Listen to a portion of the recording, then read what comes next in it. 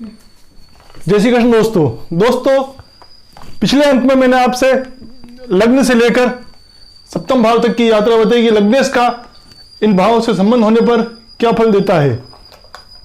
आगे की हम यात्रा करते हैं तो लग्नेश अगर अष्टम भाव में आता है दोस्तों, 6, 8 और 12 ये तीनों भाव नेष्टकारी माने गए हैं।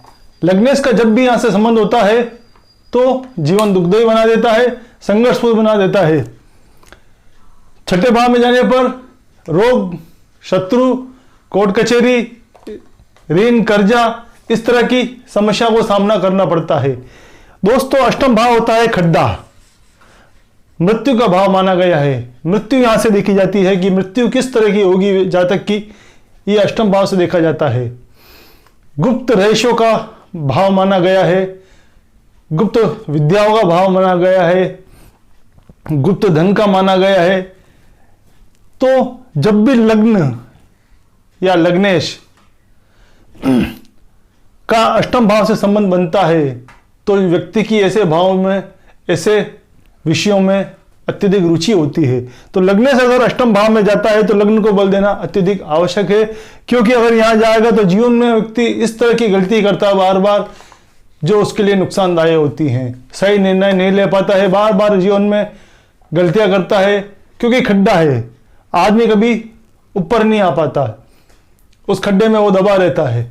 जीवन में वो संघर्ष करता है, लाख कोशिश करता है उन्नति करने की, लेकिन बार बार उसे संघर्ष का सामना करना पड़ता है, असफलता का सामना करना पड़ता है। कारण क्योंकि भाग्य से ये 12वां भाव माना गया है, तो भाग्य का नाश करता है ये।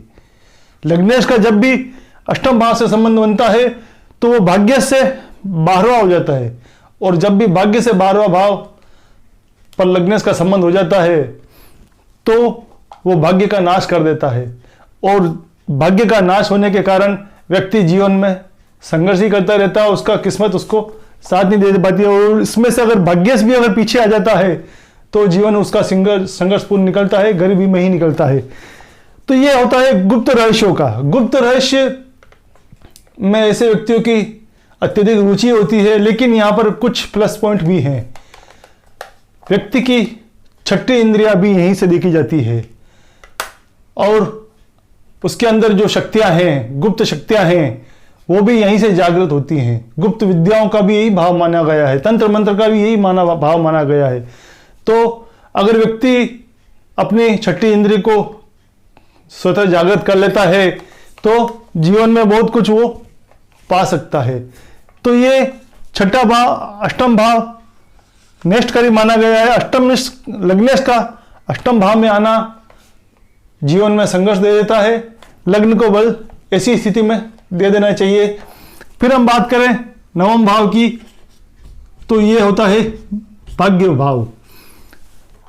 लग्नेश जब भी भाग्य भाव में आता है तो भाग्य को बल देता है, उसके जीवन में उसे सब कुछ हासिल होता है।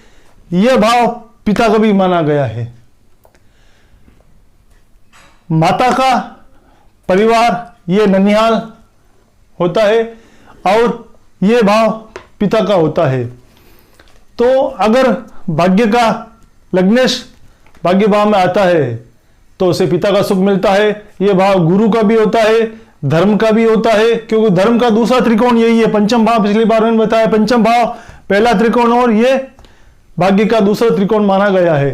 तो लग्नेश का जब भी भाग्य भाव में आने पर व्यक्ति धार्मिक होता है, धर्म कार्य में रुचि लेता है, पिता का सम्मान करता है, संस्कारवान होता है, गुरुजनों का सम्मान करता है, अपने बड़े बुजुर्ग वरिष्ठ जनों का सम्मान करता है, उनकी आज्ञा प्राप्त करता है, उनकी आज्ञा से चलता है। धर्म में ऐसे व्यक्ति प्रगति करते हैं, धार्मिक कार्यों से पैसा भी कमाते हैं। तो लग्नेश का जब भी भाग्य भाव से संबंध बनता है तो भाग्य का राजा होता है, वो सब कुछ प्राप्त करता है। अब बात हम करते हैं दशम भाव की। ये होता है कर्म क्षेत्र। जीवन अपना, प्रत्येक व्यक्ति का जीवन कर्म क्षेत्र में ही गुजरता है, और अगर लग्नेश जैसा ग्रह यहां पर आ जाता है तो व्यक्ति का जीवन अपने कर्म के लिए, अपने पुरुषार्थ के लिए ही जीता है, अपने व्यवसाय के लिए ही जीता है, अपना जीवन पूरा समर्पित अपने कार्यक्षेत्र के लिए कर देता है। व्यक्ति नाम कमाता है, प्रसिद्धि प्राप्त करता है, यश कीर्ति प्राप्त करता है, सरकारी तंत्र में, प्रशासनिक क्षेत्र में, राजकीय कार्यों में, नेतागिरी में, राजनीति में, सभी कुछ यहां से देखा जाता है कि व्यक्ति किस तरह की सफलता प्राप्त करता है। यहां पर अध्ययन करना होगा लग्न की कौन सी राशि है और लग्नेश कौन है। इसके आधार पर हमें प्रेडिक्शन या फलित करना होता है कि व्यक्ति किस क्षेत्र में, किस रोजगार में वो जाएगा, कौन सा व्यवसाय चुनेगा या फिर व्यापार करेगा या फिर किसी सरकारी क्षेत्र में या सेवा कार्य में जुड़ेगा। तो ये सभी कुछ जीवन का आधार दशम भाव है। दशम भाव लग्नेश का अध्ययन कर लेना चाहिए कि लग्नेश कौन है, उसी आधार पर हमें प्रेडिक्शन करना चाहिए। और लग्नेश किस नवमांश में गया है, नवमांश चार्ट को भी इसके साथ देख लेना चाहिए कि लग्नेश दशमेश किस नवमांश में गया है और लग्न कौन सा है और यहाँ पर कौन सी राशि स्थित है। इन सब का अध्ययन करने के बाद ही हमें किसी फलित पर पहुंचना चाहिए कि हमें किस व्यवसाय की ओर बढ़ना है। आगे की हम बात कर रहे हैं, ये होता है लाभ भाव। दशम भाव का जब भी संबंध, क्षमा चाहूंगा, लग्न का जब भी संबंध लाभ भाव से होता है तो व्यक्ति अपने कर्म क्षेत्र के अनुसार उसको लाभ मिलता है, क्योंकि ये इस भाव से दूसरा भाव होता है। वो कोई भी कार्य करेगा तो उसको उसका बेनिफिट मिलता है, उसको लाभ मिलता है। अगर वो कुछ ना भी करे तो भी उसको प्रतिफल उसका मिल जाता है कई बार, क्योंकि उसका संबंध लाभ भाव से होता है। व्यक्ति कई बार किसी कार्य में लगता है, उस कार्य को करते कुछ और लोग हैं लेकिन नाम किसी और का हो जाता है, तो उसका मूल कारण यह होता है लग्नेश का लाभ भाव में बैठना। स्वतः ही उसे प्रसिद्धि मिलती है, स्वतः ही व्यक्ति को लाभ मिलने लग जाते हैं। ये बहुत अत्यधिक प्रॉफिटेबल भाव माना गया है। यार दोस्तों का भाव, मित्रों का भाव भी यही होता है। हमें किस तरह के मित्र मिलेंगे, दोस्तों के प्रति व्यक्ति वफादार रहता है।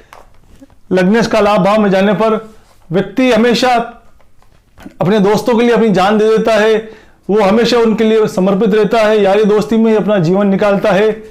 फिर हम बात करें, जिस तरह माता का पिहर, उसका परिवार छठे भाव से देखा जाता है क्योंकि यहां से उसका तीसरा होता है, उसी तरह ये पिता का जो परिवार है वो लाभ भाव से देखा जाता है।